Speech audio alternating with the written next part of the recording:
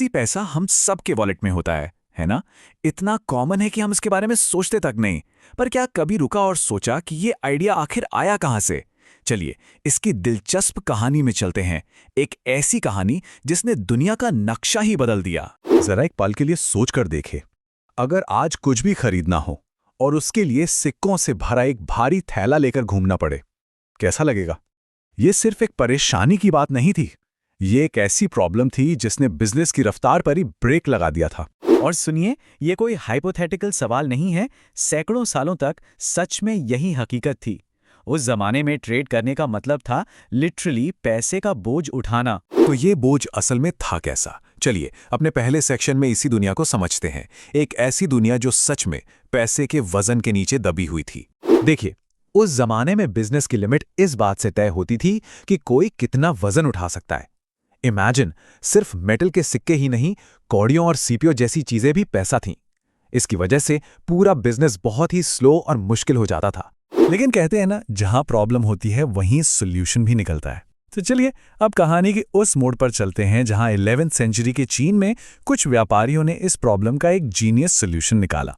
और उस सॉल्यूशन का नाम था जिओत्सी।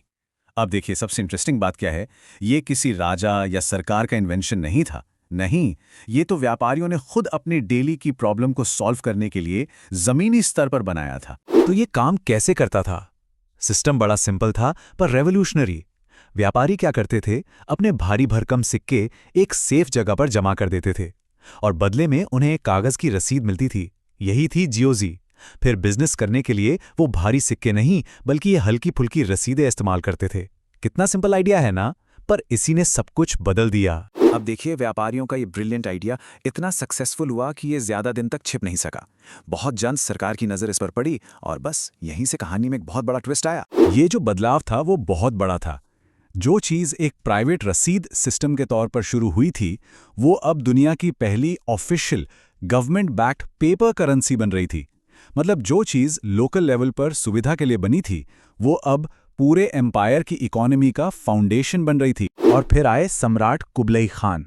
उन्होंने इस आइडिया को एक होल न्यू लेवल पर पहुंचा दिया। उन्होंने एक डिक्री जारी कर दी, पूरे साम्राज्य में अब सिर्फ और सिर्फ कागज का पैसा ही चलेगा। इस एक फैसले ने इसे एक लोकल आइडिया से उठाकर एक असली नेशनल करेंसी बना दिया। तो ठीक है, चीन में तो यह सिस्टम सेट हो गया, लेकिन कहानी यहीं खत्म नहीं होती। ये रेवोल्यूशनरी आइडिया चीन की सरहदों के अंदर कैद नहीं रहा। तो अब सवाल यह है कि ये ईस्ट से वेस्ट तक कैसे पहुंचा? देखिए, ये आइडिया कोई रातों रात नहीं फैला, इसमें वक्त लगा। 13वीं सेंचुरी में मार्को पोलो जैसे ट्रैवलर्स ने चीन में इसे देखा, इसके बारे में लिखा भी, लेकिन इससे यूरोप तक पहुंचने और वहां एक्सेप्ट किए जाने में सदियां लग गई।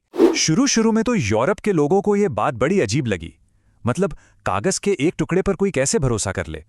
उसकी अपनी तो कोई कीमत थी नहीं, सोने या चांदी की तरह। तो जाहिर है इसे लेकर बहुत ज्यादा शक था। लेकिन फिर एक कहावत है ना, आवश्यकता ही आविष्कार की जननी है। जब यूरोप में मेटल के सिक्कों की जबरदस्त कमी हो गई तो उन्हें मजबूरी में एक ऑल्टरनेटिव ढूंढना पड़ा। और तब चीन का ये सदियों पुराना आइडिया अचानक से बहुत प्रैक्टिकल लगने लगा। तो ये आइडिया चीन से निकलकर यूरोप तक पहुंच गया। लेकिन इस एक मामूली से दिखने वाले कागज के टुकड़े ने असल में दुनिया को बदला कैसे? चलिए इसके लॉन्ग लास्टिंग इंपैक्ट को समझते हैं। सोचिए, इस एक इन्वेंशन ने क्या क्या किया?